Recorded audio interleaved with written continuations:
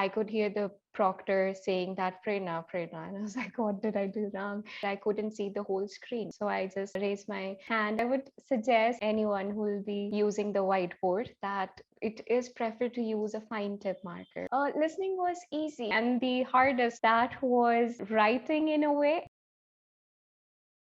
Hi guys, welcome back to TOEFL with Juva. Today I talked to Prerna. Prerna just took the TOEFL Home Edition and she's going to talk about her experience. Hi Prerna, how are you doing? Hi, Eva. I'm doing really well. How are you? I'm fine too, thank you. Prerna, so many TOEFL students wonder what taking the TOEFL is like and how they can prepare. So it's really great that you want to talk about your experience. So thank you so much for being here today. Prerna, first tell us a bit about yourself. What are you doing and where you're from? So I am right now working in IT as a software professional, and I've been working in the same industry from last around 7 years. And right now I took the TOEFL and I am about to take GRE somewhere around next week because I am planning to do my master's from the US. And yeah, that's why I took the test. Prerna, you took the TOEFL Home Edition. What was your experience like? It was really nice because I have heard from other people who have taken the test at the centers that it might get a little bit confusing at the time when they reach to the speaking part, especially because other people will start speaking and that might let you lose your focus. But I personally would say that that's the best thing I found about the home edition, that you were on your own. There was no sound, like no any kind of issue that you might face from the surroundings. So that was really nice. And yeah, overall it was a really nice experience. I would prefer the home edition over the go to the center option of the exam. Because at home you are not distracted and you can focus Right. better. What was your interaction with the proctor like? Could you only write to your proctor in the chat box or could you also talk Mhm. to him? I could communicate both way. So initially, the proctor started. They did start the chat window, but right after the chat was started, they could talk to me, and I came across one issue in the reading comprehension part where I couldn't see the whole screen because the screen wasn't in the full screen mode. So I thought that I can access the chat window, but then I realized that they told me that they can hear me all the time. So I just raised my hand and I started telling them that, can you please make the screen full screen? And they did within like a second or two. So yeah. And in the last part, when I was in the writing section, so right about the end of the exam, I only had like few minutes left and I could hear the proctor saying that Prerna, Prerna. And I was like, what did I do wrong? And the person told me that, could you please move your camera a little bit? I cannot see your face.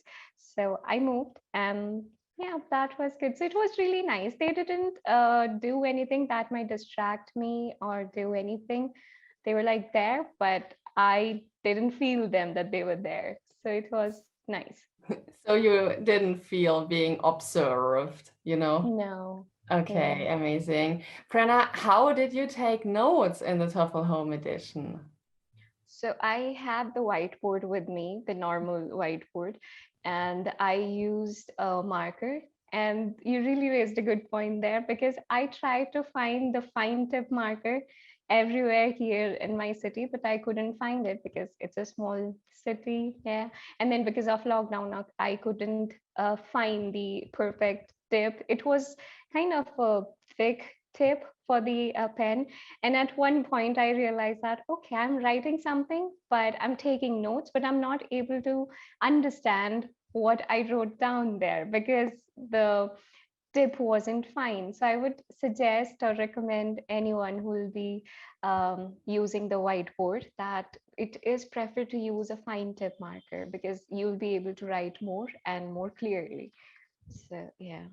Yeah, that's definitely excellent advice. Thank you. Prerna, Thank you you. got a really high score on the TOEFL. And my question is, how did you prepare to get such a high score? So first of all, you are a majority of the part. I mean, you are the major reason, I should rather say, of my score, because I followed all your playlist. You had those playlists in the playlist section of your YouTube channel. So I made sure that I checked all of those, and they are really, really nice for anyone who want to prepare for TOEFL. So they really helped. And besides that, I also took those tests that are there on the ETS site. So they really helped. I mean, they gave me kind of an idea that how it's going to be in the real life, the test. And also, I think my sister shared a book with me, the TOEFL test book, that's from ETS. And I didn't study the whole book. I didn't read it completely, but because I was really scared about the speaking part. I thought that I'll be all frozen when it will come to speak. So what did I do? That I practiced the speaking using my phone. And I followed your templates of the speaking. So I wrote down whatever the notes I needed to take. And one thing I also made sure that I kept on taking notes on the whiteboard so that I'll be familiar with using the whiteboard in the exam. And I kept on taking the notes and I kept on recording my voice in the phone for speaking part. And then I will listen to it. And I'll listen to it like I am going to assess it, that what's right in the voice, or um, is it making sense, or is it making a lot of grammatical errors or some other kind of things. So then I tried to fix it in the next response. And yeah, that really helped. For writing, I think, yeah, again, I followed your templates, and using your templates, I wrote around 4 or 5 essays. And I just happened to have a really good friend of mine. Actually, yeah, there are like two people there. So they really helped me because they are native English speaker, and they really make it necessary for themselves to follow proper grammar. So they were really helpful for me to kind of evaluate my essays. So that really helped. And for reading comprehension, I think I did around 20 to 25 reading comprehensions because I only had like 5 or 6 days to prepare. So, yeah, for listening to, I think around 25 or 30 questions I did just for the practice. That's amazing. I mean, that's really a lot. So overall, we could say that regarding every task, you put yourself Mhm. in the situation that you would find on test day, always Right. practicing with your whiteboard. And so you were able to get a really high score and also to feel confident during the test, Mhm. right? Right. Amazing. That's really awesome. I mean, I think this is the best preparation you can have. Rana, was there a task on the TOEFL that you found challenging? Well, in the reading comprehension, because it was the first part of the test, and I didn't focus that much on those vocabulary questions. In the reading comprehension, I thought that it's okay. They are normal vocabulary words, and I'll be able to get the answers for them. It isn't that hard of a thing. And then I realized that on the test day, I think I got around 2 or 3 such questions, and all three of them were confusing. So one I remember, I think one was essentially, the word was essentially, and it is quite a common word. You'll use it all the time. And then in the test, it asked that, so what does it mean in this comprehension, the word essentially? And there were 4 or 5 options, and I was completely confused because they all looked same to me. So I would say that maybe just don't skip those easy parts because they are easy for the sake of like daily usage, but maybe in the test they might come a little differently, and they might cause a little bit of trouble on test day. Okay, so you would recommend really practicing every part and every task there is, although you might Right. feel that it's easy for you because it may be different in the test. Yeah. Which section on the TOEFL was it the easiest for you? I think the listening was easier. Yeah, the listening was easier, and the hardest, if you say, that was uh, writing in a way, and that too, the first question of the writing, where they'll give the passage and they'll also give an audio recording. And because it was already so long for me to be in the test, and I was kind of exhausted by that time, and I realized after a while that I missed few parts of the audio. And then I was nervous all of a sudden that, oh my gosh, I'm going to mess up now. I didn't hear like a good chunk of the whole recording. And then I thought that, okay, now I cannot do anything. What I can do, that whatever I had taken the notes of, I'm just going to make good use of that only. So that really helped, that I didn't focus on what I missed. But yeah, that part of writing was really scary, that I missed a major chunk of listening, I would say. Why was listening so easy for you? Listening was easy because I usually have a habit to listen to podcasts, and I don't just listen to them like passively, like I am not paying attention, there's some noise going on. I will pay attention to that, what is being said.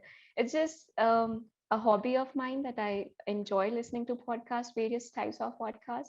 So that really helped me, that because I've been doing that from years. So maybe if someone is going to prepare for TOEFL, so maybe like a month ago of the test date, they can start listening to some podcast that is of their interest. So that is going to help them with the listening, I might suggest here. That's great advice. Thank you. Prerna, how did you feel immediately after you had taken the TOEFL? I felt a bit anxious because I've taken the test was done, and I saw my scores for the reading and for the listening part. But then I think I remember reading it somewhere that do not move for like 10 minutes, or do not um, get out of your seat after 10 minutes once the exam is over, like until the proctor tells you.